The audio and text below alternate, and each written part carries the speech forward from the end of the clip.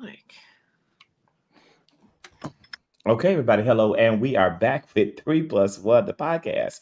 We talk about people, politics, and pop culture, and we have quite a show for you today. Everybody, how you doing? We're good. Yeah. How has the week been? Go ahead, Carrie. I'll pass that off to you first. How's the week been?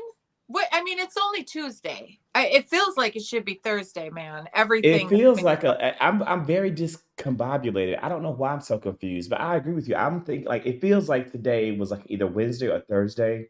I'm it like, does. there's no way it's Tuesday, and I have so much to get done in this week. I've got a lot done, but there's a whole lot more to get done. It does. I have been thinking it was Wednesday all day today, and it's only Tuesday. So that's how I'm doing. How about you, Brian? Listen, I'm chilling. Today was a day. I had to go to get some immunizations updated for school. I'm in my doctoral program for folks who don't know. I start this summer, so I'm excited for that. But they had me waiting for like an hour before I was able to.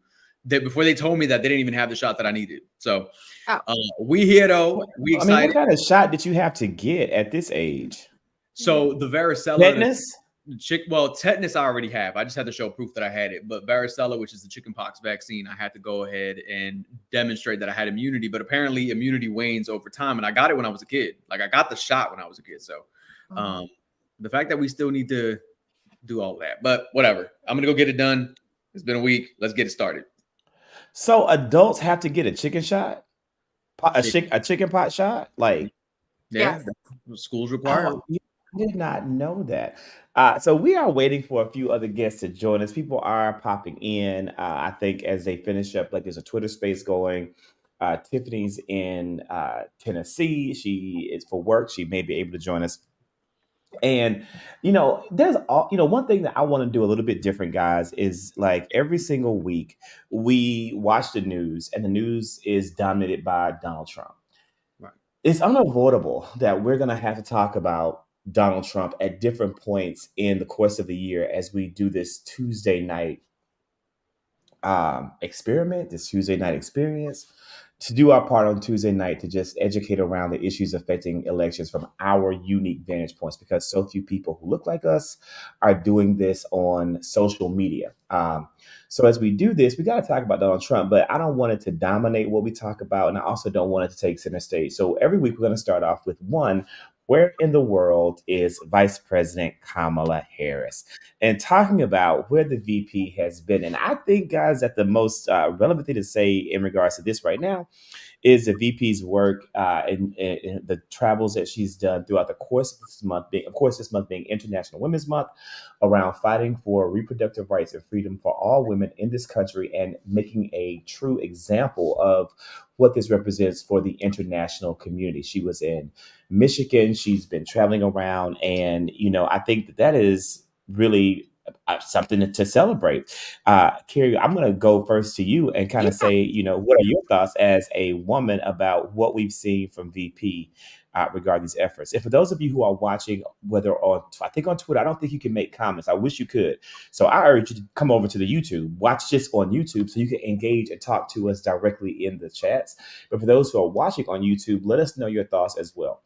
Carrie, I'll go to you. Yeah. So she was in Minnesota. So that was where that abortion.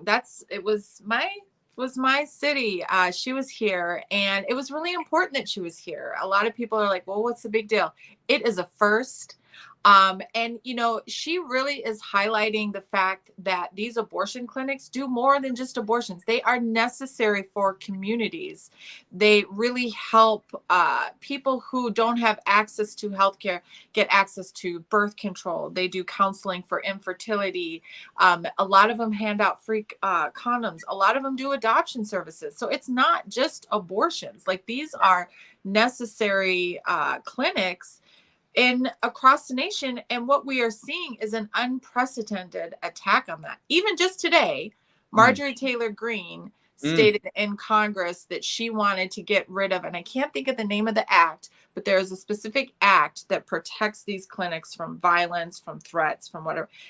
Marjorie Taylor Greene wants to get rid of it. And so here you can really see two opposite sides of the political spectrum, where the Madam Vice President is highlighting the work and making sure that we are comfortable having these conversations around women's health care, because truthfully, that's what's on the ballot. And I can't think of a better person to be bringing this issue to the forefront than Madam Vice President. I think she's doing a great job.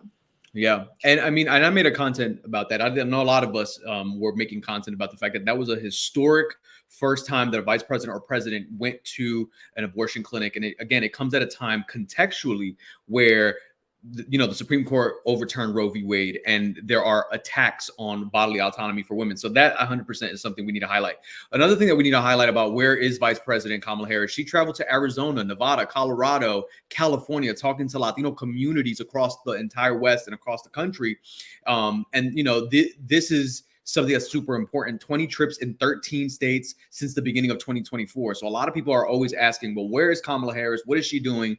And the reality is, I appreciate that Zach is bringing this to the fore, because we need to go ahead and dispel this myth that this vice president, a beautiful Black woman vice president, first woman vice president, is actually doing the work. And, you know, specifically with communities that we always talk about need more attention, right? We're consistently saying that Democrats need to do more outreach to Latino communities. And you have the vice president going and making that concerted effort to not only champion reproductive rights, but also talk to Latino communities. And that's super important. We need to highlight that as well. Yeah, absolutely. Shout out Shantae on a check-in. Shantae's got a man at home. What's up, Shantae? Oh, you muted. Hold on. Technical difficulties.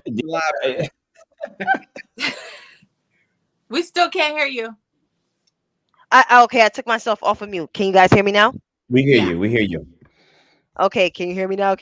I sound like that commercial, right? I had technical issues, and yeah, Zach, I'm gonna have to give you my other email so I can connect better, but I digress. So it's good to see all you great people, you great political minds out there.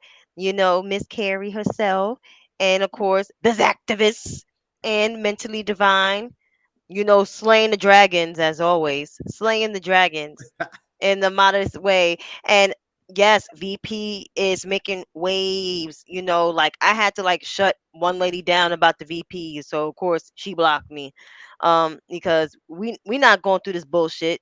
It's 2024. We not standing for it. Like, no, you're No, not gonna we also, Hillary. we cannot curse on YouTube. Sorry, oops. But it's okay. But monitor. But that's what it is. I mean, it really is BS. But just you know, just do a little careful monitoring. Because Shantae, you begin blocked left and right. They block you left and right, but you always keep the receipts, and the receipts resurface. Like today, you had a beautiful receipt of, what was it, 20 progressives who were going to go through some things, and then you spent the whole day reflecting on how they went through some things. It's been 3 years, Mark. Today they was trying to mass report me. I'm just like, well, you guys did it to yourselves. I mean, you stand behind somebody. You knew they wasn't going to win, and instead, and then you just go on this full. I don't know what they are anymore, because I don't think they're progressive. Because if they were progressive, I mean, they would tout this administration, which I think is the most progressive as we know it so far. And so I just don't understand what their politics is. I think they're more communist, in my opinion, than they're more progressive. And because when I think about the word progressive, I think of change. I also think of people including being an exclusive type of political movement that was started by Black people. Let's not like diminish that. Let's not take that away, because this new quote unquote progressive movement, and I'm going to use my intelligent words. I'm going to use the Webster dictionary as possible. I'm going to sound like my educated self, like I didn't go to school for 4 years and got my bachelor's degree, you know what I'm saying? But I think this movement is full of caca. I think they take from what Black people started. Let's just start with the John Lewis, not John Lewis, the John Conyers, even though he left Congress the worst way as possible, but they stole his Medicare for All plan. And you know who, Christopher Columbus, that.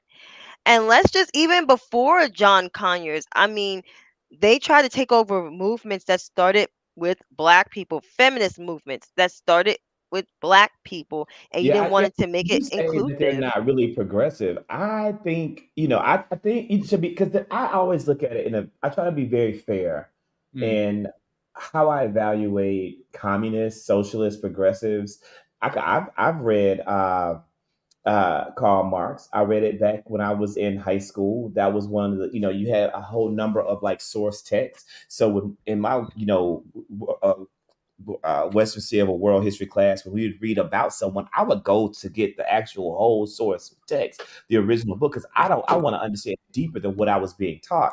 So I remember reading Karl Marx. I remember reading, Adam Smith. I remember reading, about capitalism and communism and a different philosophy. So I will understand. And I don't think that's what we're seeing on social media today. These people haven't even read their source documents. They don't even understand the philosophical ideologies that underlie what they're saying that they believe in. So I wouldn't call them communists. I wouldn't call them socialists. I wouldn't call them anything but anarchists. They want to see this whole entire system break down so that they, just like the majority of capitalists, will emerge in power and have greater than what they have now. And to me, that's a despicable leaning. I see Kat's comment here. I want to just share that she had a friend that we're not only getting from Planned Parenthood access to reproductive choices and bodily autonomy, but you're getting life-saving healthcare because that's a good point. They do a whole lot more than just abortions. That's a small part of what they do. In And then she's addition, talking about that clinic on I don't know if it's Bleecker Street or like around like 26th Street, mm, in the 30s, because my mom went to go get a pap from Planned Parenthood too. So I don't know if she's talking about that one in that area or the one on Bleecker Street. Well, and we this need is to. life-saving healthcare. And also, I Right. was going to say just really briefly, you have I heard they were even giving out like erectile dysfunction medication to men. So And they if give out they're going to cut condoms something, a cut lot. that first. Cut that Yeah. first. If anything, their main source is not abortion, it's actually HIV and AIDS preventative care. And I mean that's their big thing. Well, I did a video about that. I think that's something that's constantly emphasized because a number of Republicans in Congress, and it came under the Ryan White AIDS Act or AIDS bill that allowed for like a lot of funding to go towards preventative health care in regards to HIV treatment and AIDS. And PrEP, a lot of gay men and people, not I wouldn't say even gay men, that's not fair. It's a horrible categorization, but a number of people who are who have sex with men, period, are on PrEP. They're getting PrEP and they're getting it free from this subsidized support from the Ryan White AIDS bill. Republicans have tried to gut that repeatedly ever since President Biden took office. That's also something that's on the chopping block if President Trump gets back in office and people don't get that. So it is bigger, even more so on a lot of levels, bigger than even abortion care that Vice President Kamala Harris visited the abortion clinic in Minnesota. Brian, I know you want to say something. We don't want to spend. This is a very brief part of it to then go into the Sleepy Joe report. Yeah. So the only thing I want to talk about in terms of Planned Parenthood, real quick, I got some statistics and data. So the important thing to note is that the services that they offer are birth control, contraceptives in all forms, general health care, breast and pelvic exams, cancer screenings, STI, HIV testing and education, LGBTQ services. But the only thing that I want to really highlight is 52% of all of their cases are usually STI testing and treatment. Only 3% are abortions. So I think when we talk about it, we have to frame it with the facts and bringing the receipts, because a lot of people like to frame it and say, well, they're just a killing baby machine. And first of all, we got to break even that down, because we know that embryos are not babies. They're not human beings. They're cells. And there's a whole other piece of literature in terms of like, when does life begin, right? There's this whole concept of life begins at conception is a whole, thing. It's not shrouded in scientific fact. But again, the reality is that only 3% of their services are abortions. 52% are STI testing and treatment. 25% is contraception, and the rest is the other services. So making sure that we're talking the facts. That's a video that needs to get made. So somebody on this panel needs to make that TikTok and put that out there to kind of clarify some facts. And you said a fetus isn't a baby.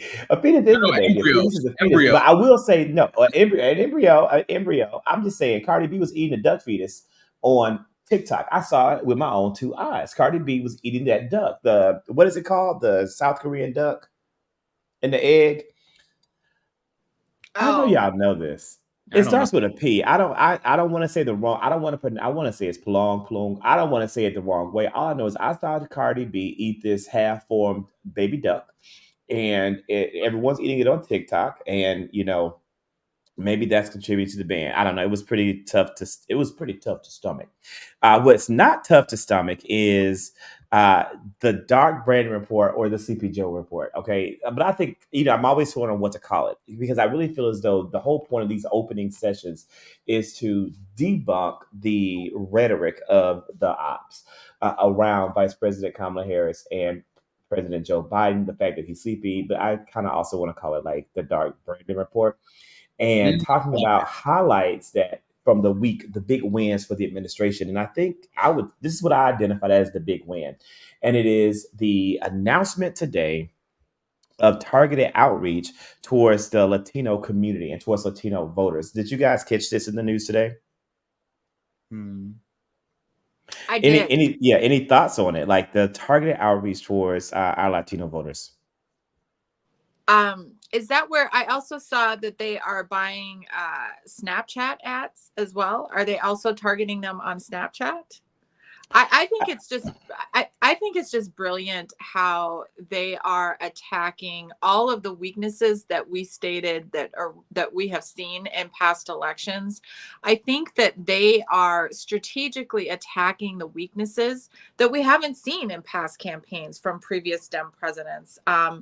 I don't have any issues with this particular campaign team. I feel like they are on the offensive. I feel like they have been listening. They also did a huge ad buy for Black media as well. So I agree with you, Zach. I think it's a huge win for Dark Brandon and team. I think they're doing a great job. Carrie, can you? I saw the announcement about the big ad spend in Black media. 3+1 Media. We didn't get none of that money. We need some of it. We do. Like I'm sitting here. This is on the 3+1 Media channel. I have been monetized for 40 days and 40 nights, and I've made $40 on over 200 videos that have been posted. So I would really love to be able to pay each of the panelists a set fee every single time they join me on a Tuesday for this work. And so if anyone out there has access to this large ad spend, drop a small fraction. I don't need but like maybe 2% of the freaking spend to survive for the next 5 years. Can you tell us about the ad spend? I saw that, but I didn't read it deeply. I think I saw it as an announcement, then I saw one of the ads. Does anyone have more insight in that? I saw a BET piece, just so you know. I did see. Oh, I don't want them to give it to BET. Yeah, They gave it no, to BET. I don't want BET to get no money. yeah, they did. That's I mean, not black. I just saw a piece. BET ain't that- black. I'm just saying, I just CBS. saw an article that the Biden administration had put in there. I think that was separate than the ad buy. Ad Okay. buy. Just so you Because what I know. want to see, I want to see that money go to Roland Martin. I want to see that money go to Karen Hunter. I want to see that money go to Monique Presley. I want to see that money come to Zachary Kirk and friends. Okay, that's where I want to see the money go. I want to see that money go to like Black people who are doing the work, who are independent journalists fighting and trucking and building it up. I don't want to see it go to the Breakfast Club. I don't want to see it go to the Native Land Podcast. I don't want to see it go to none of that. I want to see it go to. I don't want to see it go to Joy Reid and MSNBC so she could possibly buy a better wig or chisel down a tooth. I don't want to see that. Right. I mean, so just going back to the point that you made about the Latino voters, like at Latino Victory Fund, the Collective PAC, the AAPI Victory Fund endorsed Biden-Harris ticket and announced a historic $30 million commitment to mobilize the voters. You have Voto Latino, the leading civic engagement organization focused on educating and empowering a new generation of Latino voters, issued its second ever endorsement in the organization's history for the Biden-Harris campaign. So yes, again, talking about that and going back to what I was saying about Kamala Harris visiting some of these Western states, it's super important to talk about the fact that they are reaching out to Latino voters. And I want to say this because we talked about this a while ago. It's going to take a lot of brick and mortar volunteer efforts, infrastructure that we see Republicans have created that.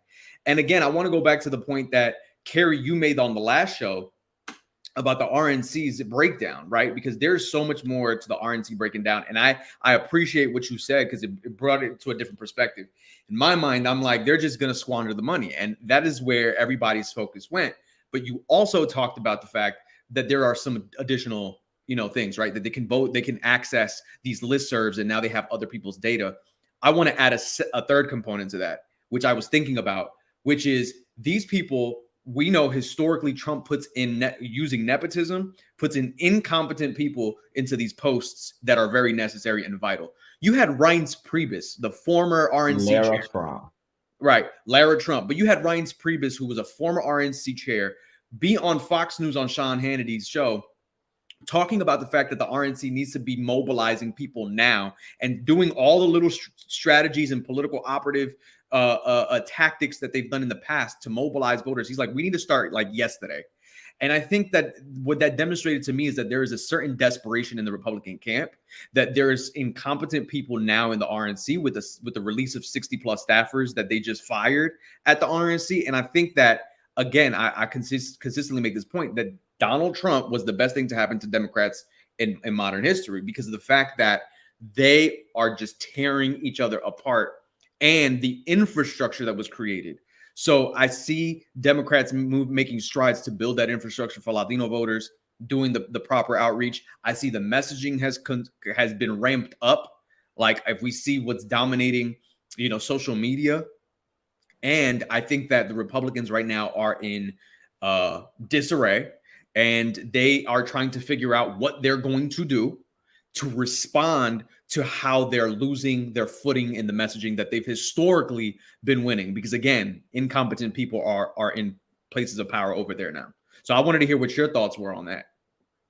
I have two thoughts on that. Actually, they do have some people in power that they have made some hires that are actually a little more competent than you think. One of them is Scott. I can't think of his last name, but he was previously fired by the RNC because he was caught having sex in the RNC, and then he posted it to Craigslist. Okay. Anyway. Why isn't that a bigger story? Let me that information, because the people love that type of content. But yes. So he was fired for indecency, but here's the thing. He's not stupid. Okay. So he understands the Electoral College. And right now he is very publicly going about stating that he's focusing on the swing states. He is using RNC money to get the third party candidates on the ballot. He has reached out publicly to Jill Stein, Cornel West, RFK Jr. He's saying, we can help you. We can help you get on the ballots. People are responding saying, what are you doing? You're helping the enemy. And he's flat out saying, nope, this is helping Trump. In Pennsylvania, you guys are going to laugh about this. And he's right. Like he's right. That right. Is helping. That's what I'm saying. They've gotten smarter. In Pennsylvania, which he is very focused on and passionate about, he's talking about, and this is funny, and I don't know if candidly Tiff is watching this, they're trying to get the Amish vote. He says that there are 80,000 Amish people in Pennsylvania, and if they can get them to vote for Trump, and that is what they've been going out to the farmers market and the Amish market, and they are registering them to vote because that's how desperate they are. But here's a little thing though.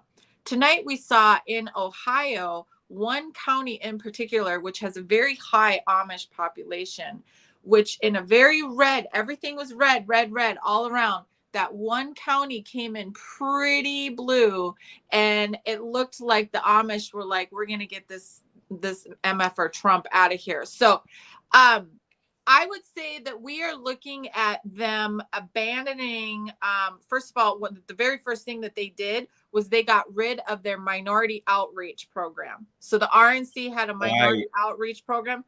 They said, screw that. We don't give a shit about that. They're probably using that funding to shift it to the Amish and to other groups they've identified. I mean, which is a smart strategy for them because it hasn't been working. Although exactly as Kat is saying in his comment, although the mainstream media and legacy media label legacy cable media wants us to believe that there's a black problem and a minority problem, even a gay problem. The reality is Republicans aren't winning any of these groups. They're not winning them. Even if they're getting them to be disenfranchised and not vote, they're not coming over to vote for them, and they realize it, so they're shifting their strategy. Yeah, they are. I'm still not. I mean, I don't know if you guys looked at the election results that came in tonight. There were some red states that had primaries. Y'all, Donald Trump is not getting the votes that he should be getting. I mean, he's losing in red states, Kansas states. Nikki Haley, who's not even in the race anymore, is still pulling in like 11% of the vote. His numbers are hurting. Wait a minute. Can we talk about, I appreciate you said that. Can we talk about the fact that Nikki Haley voters are reporting, and this is Fox News reporting this. You know, if Fox News is reporting this against Republicans, you know this is the problem. That Fox News is reporting that Nikki Haley supporters will not vote for Donald Trump. They're saying, we don't understand. And you see it on the Biden HQ, being uplifted on that Twitter account. They're showing Georgia voters. They're showing black voters in different swing states. They're highlighting the fact that they're voting for Biden, that they have more increased voter confidence in Biden. They're talking about the fact that the State of the Union was something that was a marked change in not only how they want to see him be a fighter, and that it has been positive, something that we've been reporting on this show. Also, the fact that, again, and let's be real, the demographic of the people who have been reported in terms of the Nikki Haley supporters have been white people, white women, white men, saying that they cannot vote for Trump. They will not. They will not vote for Trump. And here's the question that I want to ask the panel. Because I've been having this conversation. People have told me that if Trump is smart, he picks Nikki Haley as the vice president on the ticket so that he can gain her support. The question is, do you think that happens? Do you think she bows down and kisses the ring? Because she left the door open when she conceded. What are your thoughts on that? That's not going to happen. That's some bullshit. I mean, oops, Shante. That is some of that malarkey. Yeah, that's okay. Some of that malarkey that the media wants to play with. Just like Steve Kornacki was on MSNBC today playing around with all these things. And, it's all garbage. We very much know, unfortunately, how this Senate 2024 race is going to go. So here they are now saying, no, Nikki Haley is not going to run with Donald Trump. Because you're not, this is the problem. This is another reason why legacy news media doesn't understand how to pivot and how to really get viewers and how to capitalize on the moment, because they are operating like it's 1994 instead of it being 2024. They're using the exact same tire models. It's an election year, so this is how you cover an election, instead of being dynamic and innovative and realizing the world has changed. And so how we operate must also change. In a regular America, Nikki Haley would consolidate with Donald Trump so that the Republican nominee would win the presidency. But Donald Trump is not a real typical Republican. I don't think he's a real Republican, but he is not a typical Republican, and he is not going to do what typical Republicans or candidates do. And Nikki Haley is not going to operate with him in that way either, because she knows he's not a real Republican, as do her followers, That's why they are in play. Now, will it be enough to put Biden over in swing states like Georgia? I'm not saying it will be, not in like that kind of a swing state, but I think it's going to have an impact in some swing states. And it's good to hear that that's happening in Kansas. And I think that it's important, for the DNC and the Biden campaign to start looking at new states that are going to be in play. I think it's time to start looking heavy at North Carolina. They are. I think it's good. Yeah. And I think it's time to really reevaluate. I know it's going to sound crazy, but some work needs to go into reevaluating Florida, not for 2024, but the work starts in 2024, in my opinion, to start changing hearts and minds and take that state back from the Republicans, because their economy is depressed. People's lives have been drastically impacted for the worse. And by 2034, Florida should very well be a solidly blue state. That's where the work lies. Well, it's interesting that you say that, because actually I read tonight that the Biden campaign, that they are strapped. They have got money. They got money. And when you have money, unlike the Republicans, that gives them the freedom to be like, you know what? we are going to concentrate heavily in North Carolina. They have thought particularly that they have a chance to flip North Carolina. But you know what other states they said that they were going to start doing some work in this election cycle? Maybe not to get Biden elected, but maybe to affect some very close Senate races. They're going to send Biden to Texas, and they're going to send Biden to Florida. Those two states that they really feel like they could put some money in and make a difference in those Senate races. And then in preparation in a next election cycle, maybe they can get them. But right now, there's two very close Senate races in those states. And the Biden campaign is like, you know what, we're going to send some cash and we're going to send Big Joe down there to help them out. And we have to capitalize on the momentum that we are out fundraising the Republicans at this point by millions of dollars. We have to capitalize on the fact that they are defunding and divesting from the minority outreach program. And we need to make sure that we are not only putting the work in Florida, but if we're going to continue to ramp up our Latino voter engagement efforts, we should also be thinking about the Tejanos in Texas. Right, because that with a large education effort, because there's a lot of miseducation in these communities where they really, think that Donald Trump has done something for them that has not been done. Yes. Yeah. Agreed. Yeah. Shante, I saw you took your mic off. Oh, I was waiting for everybody to finish up. I may have a different view when it comes to Nimrata. How can I say this? And I know I'm going to get a lot of pushback, but I'm prepared for it. Mm-hmm. I think if Nimrata was offered the job today, because that bum is not going to he's going to get evangelicals and a very far extremist conservative, but he's not going to get the traditional now Reagan conservatives. If Nimrata was offered that job today, because Katie Britt just knocked herself out of the league because she literally delivered a horrible rebuttal GOP response.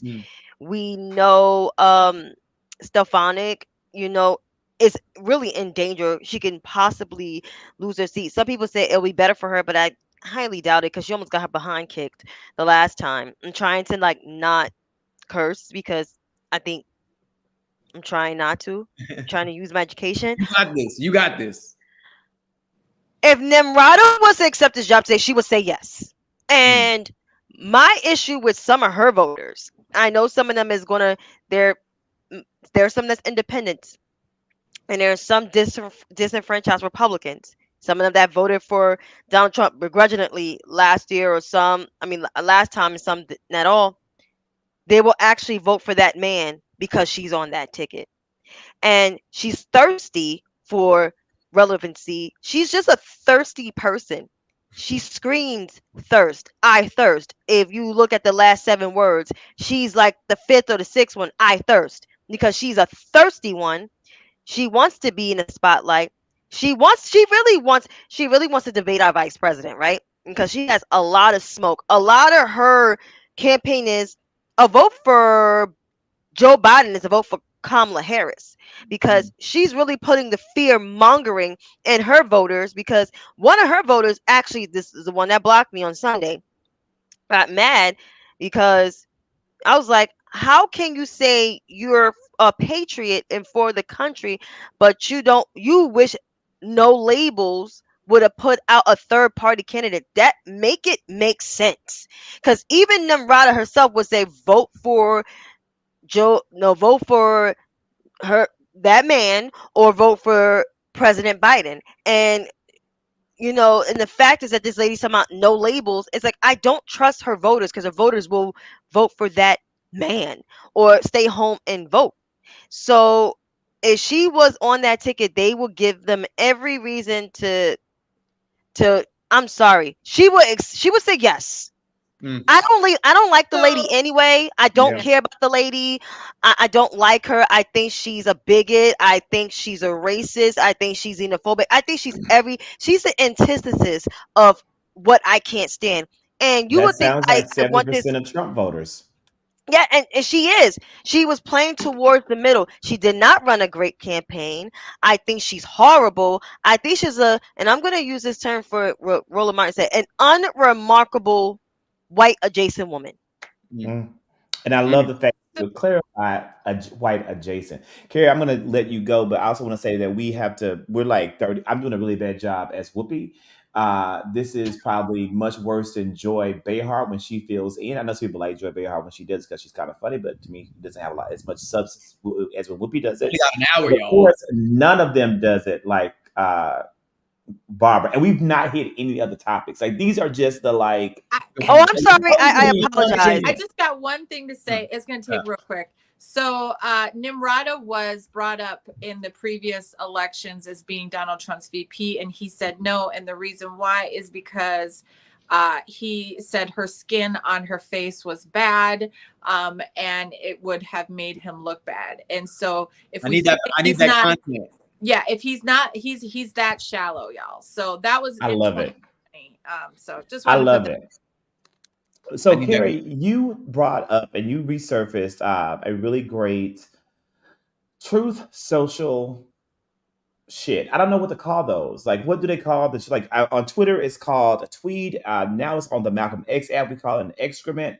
On Truth Social, I'm just gonna. What is it? A truth?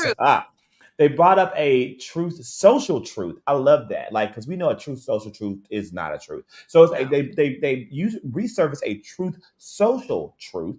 And that truth said that, are we better than we were 4 years ago? And it was directly from Donald Trump. Now, one, I want to say I don't agree with resurfacing the Truth Social truths on any other application, because the whole point of it is that we don't want to see and platform him. But it was a really good question. And I love the backlash to the question that was brought up. And you did a really good job when you said that there were bodies in vans. I want each of us to take a moment and talk about, like, are we better today than we were 4 years ago? And if so, how? And if not, how?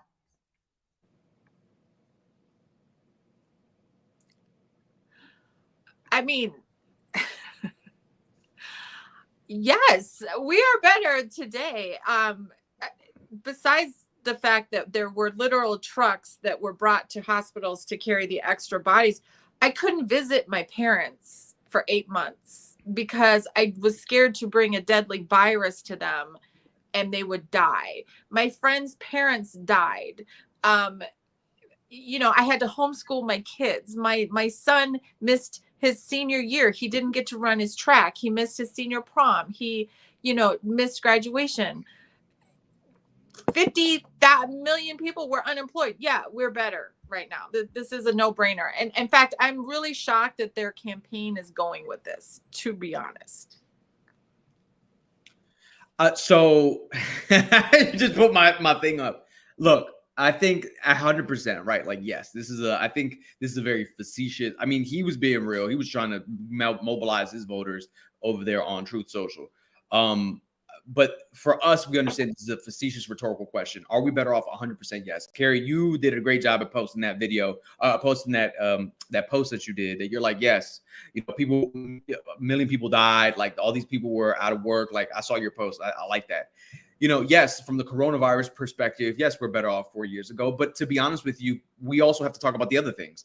He was the same man who walked out with his military and his cabinet members when there was a protest happening outside the White House. He was the same man who told them to spray the crowds with rubber bullets. This is the same man who did a Muslim ban. This is the same man who, created an environment for people to create more anti-Asian hate crimes. He was not a fighter for any type of racial justice. He actually was the antithesis and told people, this man made an environment in this country that was more polarized than it was already in politics, number one. Number two, he emboldened literal Nazis and, all these figures that want to continue to, create more racial strife in this country. So at the end of the day, are we better off? Are those people gone? No. But we have a president who from the top down is creating an atmosphere where we're calling the stuff out. Right? Where we're saying this is something that is not tolerated, where we're saying that we want a administration in the White House and in all forms and facets of the government, the judiciary, that looks like America. We have more women on the bench, right? On the judiciary Court. bench, right? Yeah, the courts, right? We have more people of color in different parts of the government. So yes, we're off by all metrics, way better off than we were 4 years ago. And I think that I appreciated seeing the comebacks, the clapbacks, the retweets, and seeing how they took the screenshot and said, and everybody was starting to post their story of why they particularly thought, whether it was the economy, whether it was COVID, whether it was a better administration that was more competent and represents America. I love that. We got to continue to keep bringing them to the carpet, bring them to the mat, and call them out and say, yes, now what? So we are better off than 4 years ago, right? I come from New York City, so I just want to make everything clear to everybody that said this man had a lot of money, and that this man this man came from humble beginnings. No, this man came from a very rich family in the Jamaica estates, which is the nice suburbs of Queens. We are better off than we were 4 years ago because, first of all, besides COVID, before COVID, this man preached about American carnage. Okay, American carnage. And I just want to say this as a student that studied business, that got their bachelor's degree in business, that is pursuing a master's degree in business, master's of science to be exact. That tax bill, that disastrous tax bill, and I'm using my education, the Lord is testing me because I really want to drop some bombs, but I can't. So you did not have a lot of money with this man. This man, for the first 2 years of his tenure, his occupancy in the people's house. I don't say the P word because he was not the P word for everybody. The P word is the president. I don't associate that man with president in the same sentence. And I made that mistake tonight and I had to retract that. I didn't call him president nothing. So because he doesn't have the mentality, he has a low class mentality. He is the scum of the earth. I believe he is the Antichrist. If you never read the Bible, the man is the Antichrist. He is everything of Lucifer in times 10. He rode on the coattails of his predecessor, who was a black man that from a biracial man, but a black man in this country who led us out of a great recession that we could have lost our auto industry if it wasn't for that man and his then vice president, who is now our president now, saved our auto industry. Okay. This man also raised the deficit probably worse than Ronald Reagan did, probably equal the amount to Ronald Wilson Reagan. This man did trickle down economics. I saw the people that make in the incomes between 44 to 95,000 are the ones that's getting taxed the most, and took us down 2% of that tax rate. So if you're single making that amount, or most likely people that are married, but I am single, I'm paying more taxes. I'm not getting nothing back. Okay. My state, which is the number one driven economy probably in the country, New York, is getting taxed out of their wazoo. Keep in mind, the rich people that he wanted to tax, most of them support him. They left and they went down south. Okay, they skated off. Besides all the sentiments that Carrie said and that Brian said and even Zach said, we are better off 4 years ago.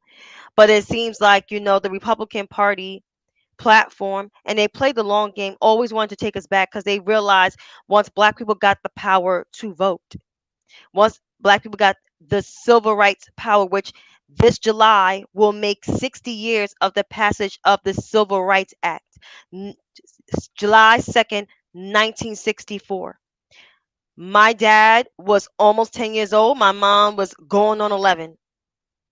My parents are almost in their my mom is 70, will be 71. My dad will be 70 this year. They watched that in real time when LBJ signed that. And since that bill and the Voting Rights Act in 1965 have been passed, you see the Republican Party make this shift. They were changing. the good Republican Party was never Ronald Reagan. It was never Ford. It was never Nixon. It was somewhat Eisenhower. He tried to It do was Ulysses something. S. Grant, and it wasn't until it hadn't been there until we had one Ulysses S. Grant. You had Yep, one good and you Republican you and you president, had one because you and Grover he was Cleveland. an alcoholic, and he did the best he could with the conditions he was given. One, Yep, only one. and even and you can say in modern times, slightly, not really. Eisenhower was decent. He Well, was only not. because he was black. What? Eisenhower was. I know Eisenhower was white. Eisenhower, well, it depends on how you classify race in America, and by the definition of race and the rules that were in place in the time he was president, Dwight D. Eisenhower would have been considered black. You know what? I'm not arguing Research with the it. historian. No, I'm saying I'm not arguing I with did the research not teacher. know that. research Dwight D. Eisenhower or Google America's first real black president, and you'll be surprised to see that his great grandmother was supposedly black and his grandmother was white passing, and then integrated into white society, therefore giving you what you see as a white man. But take a good look at Dwight D. Eisenhower before you Google and With the start going forehead. down the rabbit hole. Yeah, just give him a look. Just give him a look at Is it his the fore? Is it facial his forehead? features. Because he has a big forehead. I Yeah. mean, it's bigger than Brian's. And so that show it off, Brian. Show it off. That he's known for big heads, they say. So when you talk about and you look at the final piece of this in terms of are we better? I think Kat, you said exactly what I was going to say. And the bottom line is, there's a million reasons as to why we're better, but I always look at the economy because that is what the majority of Americans claim they care the most about. Every country that's a part of the G7 is going through an economic recession or coming out of an economic recession that was caused by the global pandemic that was COVID-19. Even though mainstream media did the best they could to manufacture a recession, even though American corporations did the best they could to also support a recession with reflation, the American economy never recessed. Every single economic indicator indicates that the American economy never faced a recession because of swift and decisive action from the Biden administration.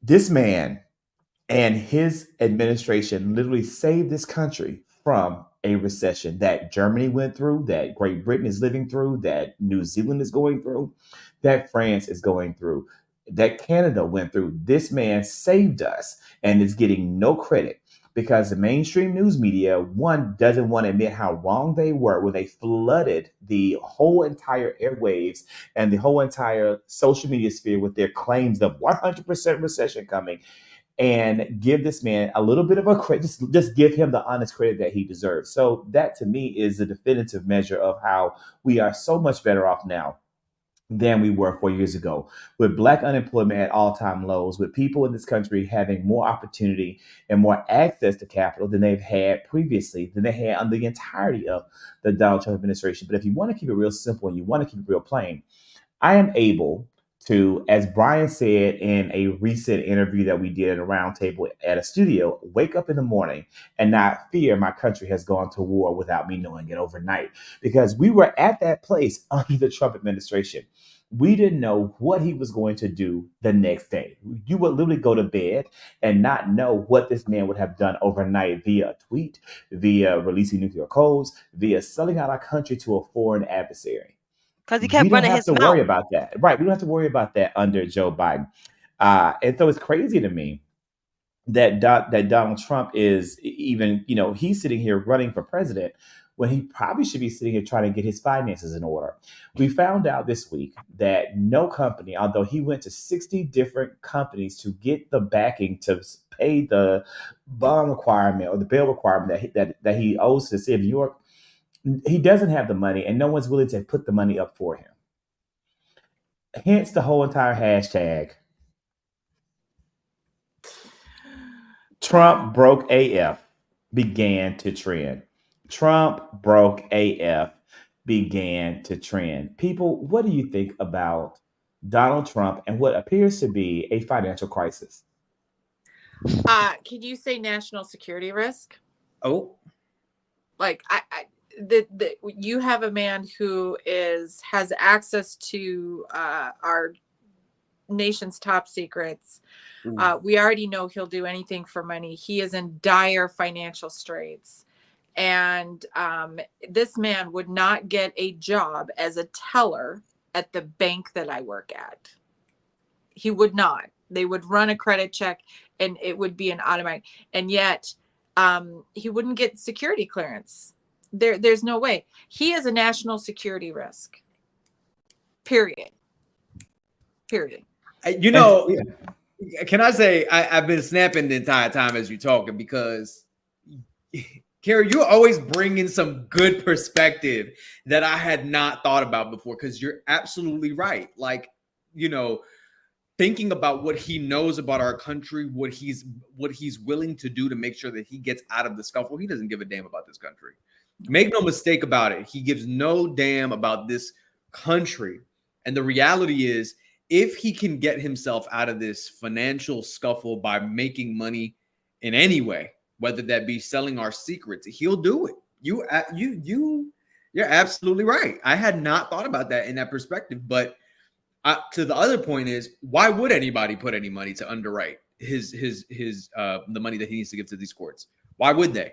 The reality is, if anybody who's been paying attention, and anybody who's a good businessman and who has the money, understands what we've understood from the very beginning. Understand that he is going to lose this case. He's lost the case. He's not going to get off on appeal. He's going to lose this money, and they're going to lose their money. And even if he, like, no matter what, he's not paying it back. He never pays it back. This man owes people out the behind that he has never paid back, and he doesn't care to pay them back. Now on Monday, Letitia James is going to go ahead and put forth the documents through the courts to start seizing assets. And that is what people are saying. And even psychologists that are reporting on it, they're like, and people like Mary Trump are saying this is something that is his worst nightmare. Seizing his assets, taking away his access. And because it's all a facade. But y'all, you guys, did you hear him state though? Like, I feel like we all need to zero in on the fact that this man stated that he was open to hiring his ex-campaign manager, Paul Manafort. Paul Manafort went to jail for money laundering, Russian money. So he is welcoming someone who actually is a real life money launderer, real life Russian connections, basically gave Ukraine up on a silver platter to Putin. We need to watch, because if he suddenly comes up with the money, y'all, you need to just straight to jail, because you can absolutely guarantee that there has some nefarious deal that has been done with a foreign government. So I hope that we are not giving this man the security clearance briefings and all the things that, you know, should be getting. I hope that we find a way to not give him any real information. Hopefully somebody's being smart enough to give him fake information that is salacious. Yeah. And that way we give that we catch him up in that work. Because American safety supersedes precedent when it comes to this, in my opinion. I think that, you know, we very well may see the money come from, you know, out of thin air, and it'll be interesting to see, you know, how it goes. But I'm thankful the press is covering widely the fact that he wasn't able to get the clearance. Right. Yeah. Chantel, you want to say something about that?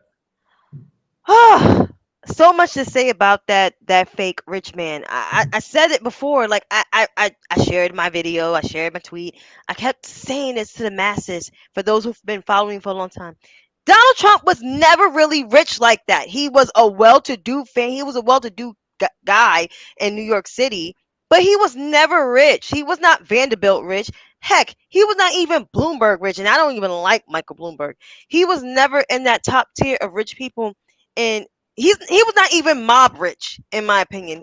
The man was always a bum. He was always filing for bankruptcy. He filed for bankruptcy 4 times, and the first time, I think I wasn't born yet. I was born in the mid 80s, and then he filed for bankruptcy like in the 90s, like 2 times, I think, in the 90s. He filed for bankruptcy so many times and made breaking news on TV.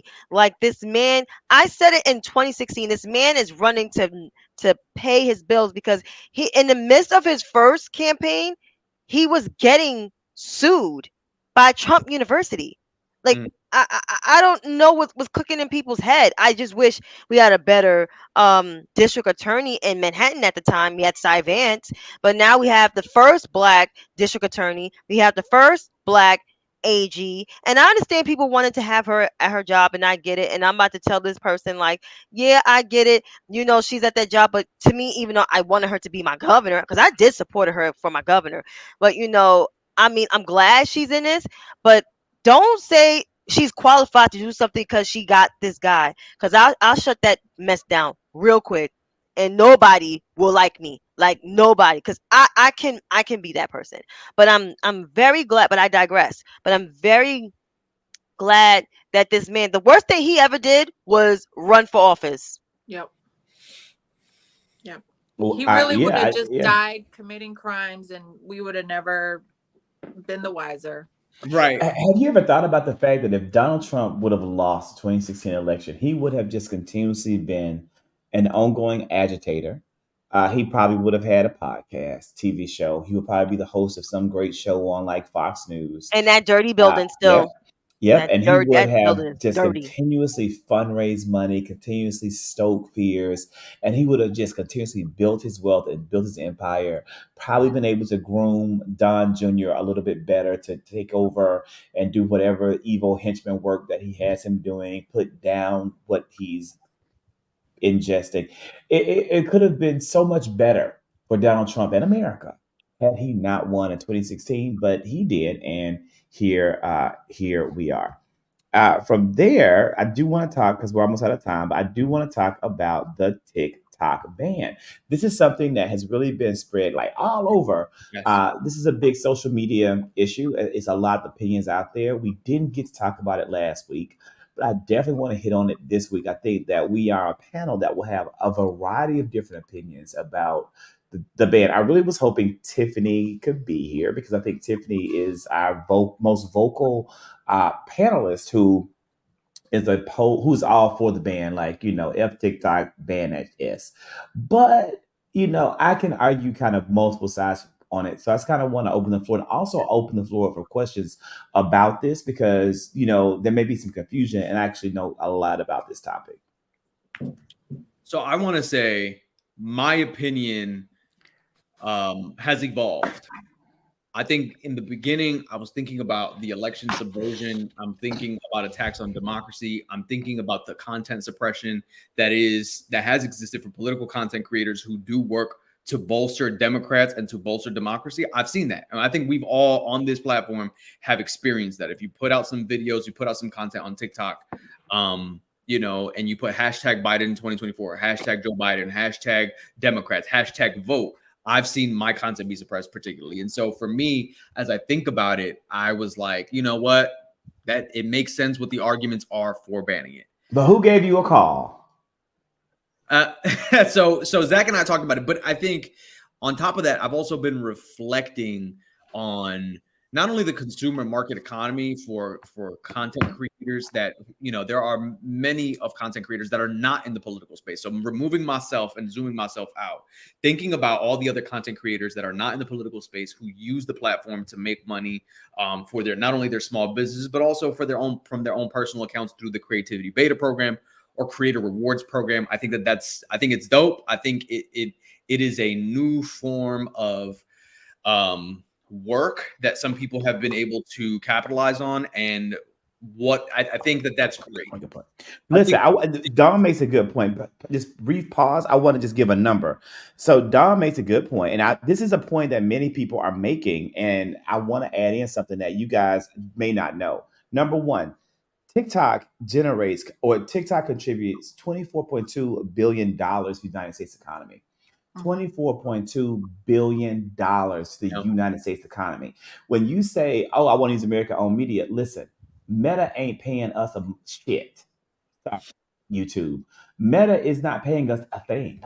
people are like, well, the kids will just go to Instagram. Yeah, the kids will just go to Instagram, but nobody's making money on Instagram. Instagram and Mark Zuckerberg has only concerns about paying for Instagram and Mark Zuckerberg. There is no American alternative to TikTok. There is no social media platform that is paying content creators the money that they're making on TikTok. But it's really not even about content creators. It's also about the small businesses that are getting business from Yep. TikTok. You can look at the food influencer Keith Lee and how he has transformed the businesses that were struggling in Las Vegas and turned these mom and pop shops that were barely staying afloat into booming businesses because of the reach that TikTok's algorithm gave him.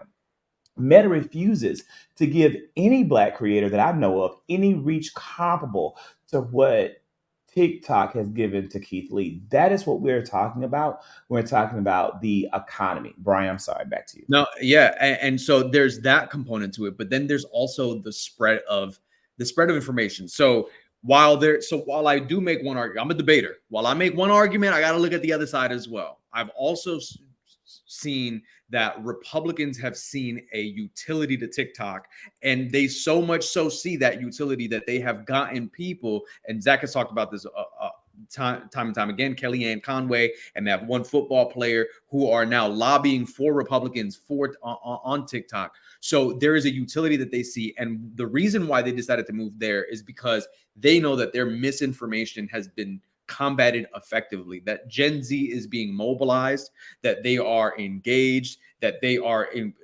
increasing their participation in democracy through the use of TikTok and spreading information. So as much as there are content suppression and misinformation, there's also the other side of combating misinformation. And I think that, again, you have 4 billion users that have downloaded TikTok, and how information can spread so quickly is also a utility. So yes to the small businesses, yes to the content creator community, yes to the $24 billion that it adds to the economy, and yes to the fact that we are able to use this platform. Because again, mind you, Meta also does content suppression, and it's an American-owned company. And you see a political content creator that can post content there, and getting over 100,000 views is unheard of. It's not that it doesn't happen, but it's unheard of. And these platforms are making hand over fist off of our backs. So I think I don't want to undersell this point. The fact is, if we walk away as content creators, these apps don't flourish, these apps don't function, because who cares? The reason why people are there is to consume content. And if we're the ones creating that content, we don't see shit about it. You want to talk about exploitation of the worker? We getting exploited. So when people make the argument that they're getting paid on TikTok through the Creativity Beta program and the Creativity Reward program, it is what it is. It is what it is. Yes, people should not be doing some of this their content for money, but other people do. Other people do. And sometimes in a thankless role, it's important to get some type of recognition, and doing it for that, I think, is good. So my position has evolved. I think that I think keep TikTok. I think keep TikTok. That's my position. So I agree. My position has evolved. Listen, I agree with everything you just said. I'm going to touch on a couple things that you did not discuss. Okay. The top Democratic official or party member on the Foreign Intelligence Committee voted against this bill. Okay. This is the person that assesses foreign risk. And he is on record as stating there is nothing in the information that he saw that would present him to make him vote against this bill. So that's the first thing, right? He said, listen, I would vote for it if I saw it. And even if you look at the report that they're talking about, they are talking about hypotheticals. They have yet to make the case. And I was on X today. If we're going to talk about election interference, which they did bring up, the owner of frickin' X yesterday tweeted a video, like he actually tweeted it out, about basically the great replacement theory. And he was like, this is really happening.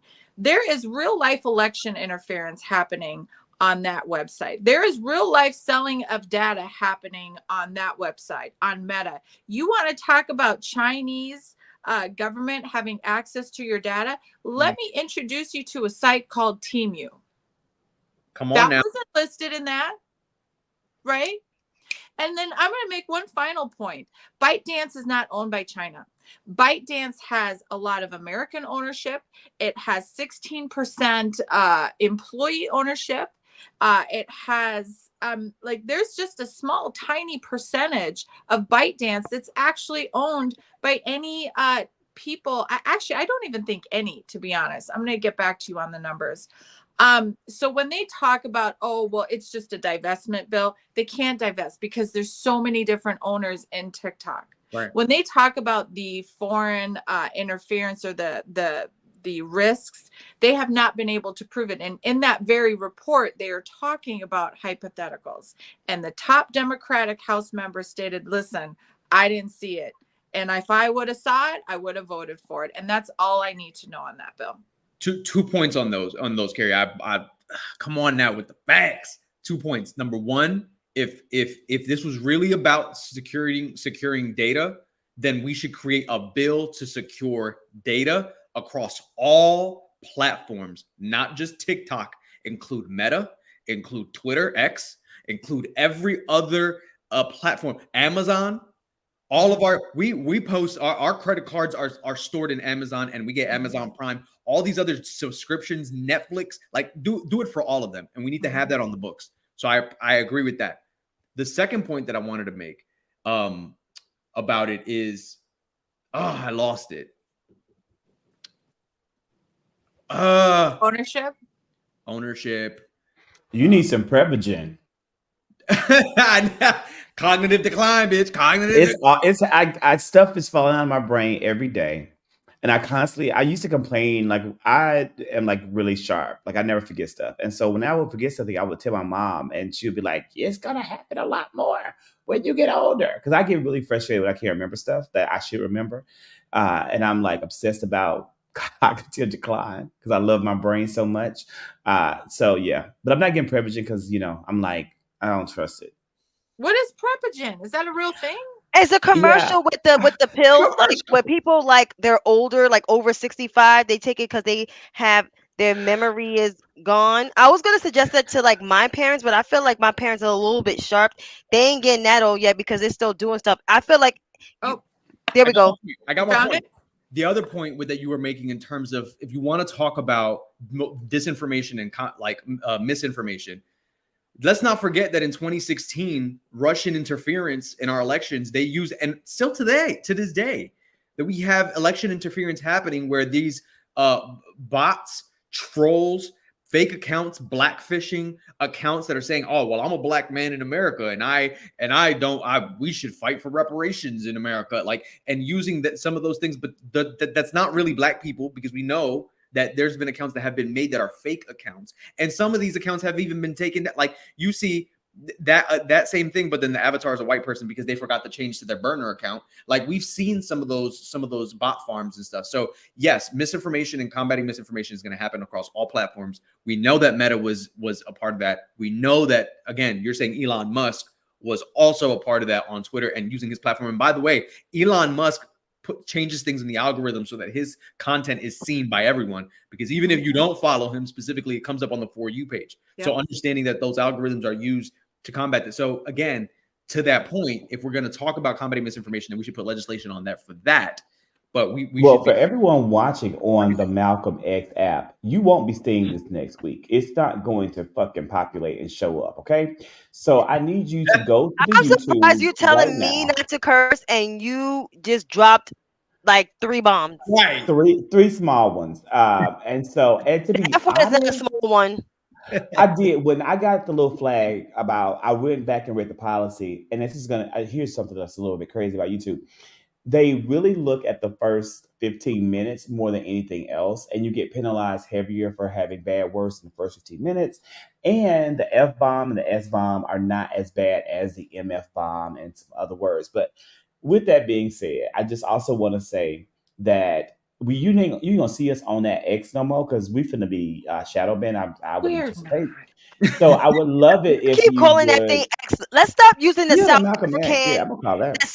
the South African, because he is a South African. Yeah, You know, he is the imperialist. He's the we grandson of definitely the getting. grandfather Yeah, of the imperialist. He's a colonizer. So I'm still calling it Twitter. It's still the Bluebird in my mind. the blue. Okay, the blue ball. So you won't be able to. I like calling the Malcolm X app because that's like a complete slap in the face of why it became X. But nonetheless, please follow the YouTube. Go to the YouTube. Watch us on the YouTube. 3+1 This whole Media. conversation, 3+1 media. This whole conversation is also about like monetization, creators making money. I'm making $0 with content creation, as are everybody else on this panel. And the people on the panel really should be getting compensated for giving an hour to an hour and 30 minutes every Tuesday, which we've committed to do throughout the selection season, to really fight hard, to mobilize, to excite people and talk about the real issues, highlight accomplishments that aren't getting highlighted elsewhere. And by watching on YouTube, we're getting something. So I've made $40 in 40 days on YouTube. That's better than $0 made on X. That's better than $0 made on X. So I'm just saying, watching on YouTube gains us support that we won't be getting on the other platform that you are watching. And we have 210 people watching at the moment. And of those 210 viewers, 206 of you are watching this on the X platform, 5 on the YouTube, 0 on the Facebook. So I think that we talked about that thoroughly. We will push the discussion of where in the world is Kate Middleton to next week if she hadn't been found by then. Now, in theory, she's still going to be missing because they said she wasn't going to reemerge until Easter. I just want to do a quick show of hands. Do we think Kate Middleton is safe and resting at Kensington Palace? I'm going to recuse myself. No one thinks that. No one thinks that she's safe. We saw the video yesterday on TMZ. Do you think that maybe wasn't Kate? No, that wasn't Kate. I don't even think it was William. Really? You think those were the body doubles? Absolutely. Here's Where a was question. security? The Oh, only thing okay. I can't understand or answer, the only thing I cannot answer is if Kate, why isn't her family coming forward with concerns? If something's really wrong with her, I feel like her family would be coming forward. And because they're not coming forward, I think she might be okay. I told you I'm gonna recuse you. I mean, here's the deal. Like, okay, first of all, her family, her mom, her mom groomed her, made her switch schools, basically birthed that child to marry William and would do anything for the royal family, whatever. Nothing adds up. So if it was a scheduled surgery, why the ambulance that Christmas night? Why the rush to the hospital? Why did they plan a spring trip to Italy if she was going to have a scheduled surgery? Why is the Spanish media reporting that she is in a coma? Why is every damn they had picture? that helicopter that flew into the Yep. palace around the holidays. I don't think it was a planned surgery. Like people were saying things like it was a tummy tuck. Kate Middleton does not need a tummy tuck. Kate Middleton is real thin. Kate Middleton may have needed some other kind of support, the opposite of a tummy tuck, but she definitely didn't need that kind of a surgery. So I think it may have been an even a emergency. tummy tucks don't take 9 months to heal. What But maybe it surgery was another takes 9 kind of months to heal? emergency. Well, it's only been 4 months, right? Like December, Yeah, January, but February, March. the palace came out and said that she would be out of commission for 9 months. Then they came back and said, oh, okay, well, it will be we'll see her in whatever. But here's the thing. You know that video yesterday where she's basically sprint walking. Okay, so you mean to tell me she had abdominal surgery? She can't get on camera just for a quick 30-second proof of life, yet she's carrying bags and sprint walking? I mean, that's a very good point. Like, it's a very good point. And I know Brian's like, I recuse myself because Brian really doesn't care, right? Like, I hate to say that, but I don't think Brian cares. And there are people who are like, well, why do we care? I don't know, like, what it should I care, but I don't it know if is it's I becoming a care. fascinating story. Yeah. But then I think again, it's just a break. what does it say about us if we don't care? See, I hate the world. I hate the world because anybody's life I should care about. But you want to sit here and shame me for caring about Kate and make me say I don't care, which I don't know if I do. I hate the world. I don't really care. It's just nice not to talk about politics all the time. American politics. Like Agreed. it's a fascinating story. She has not been seen since Christmas Day. Like that's fascinating. But it's for me, it's less about that. For me, it's just more so the royal family for me is just another family the only reason why they're royal is because historically speaking, their family's lineage were people who conquered other parts of the world. And the reason and they are the longest living lineage of that, and they're royal because they have lots of money. And you know what I'm saying? Like the historical context of it for me is just a little icky. And so for me, I'm like, you're just another family that makes money off of taxpayer dollars. And it's a historical thing for me. So, but I do 100% agree that we got to find outlets. Here's what I will agree. We need to find outlets that are not just political. For some people, right. But for some people, that's reality TV. For me, that's wrestling and my PS5 and playing my video games and minding my damn business, staying hydrated and doing all that. So I understand. I understand Staying hydrated. Staying hydrated. But I did see probably the best angle to this story ever. So the mistress, right? Rose, yes, Monchalabra, whatever. Well, because the pagan. Because of this whole drama. So I guess Chinese TikTok or the Chinese girls on TikToks have been looking at Rose's pictures, and they have found stolen Chinese artifacts in her home based off of the pictures based off the pictures. That's how deep this conspiracy is now. So that I thought was pretty interesting. That's like a bombshell. I didn't know that. I'm gonna get my butt on TikTok tonight before bed, and I'm gonna research Rose Hedberry Chinese theft and see all the things that come up. So hopefully we will have resolution to this on next week, and as we come back and bring you the latest headline making news stories with a focus on the good happening in the Biden-Harris camp. So with that being said, thank you guys for joining. All 221 of you. We'll see you next Thursday. And always watch on YouTube if you can. Thank you.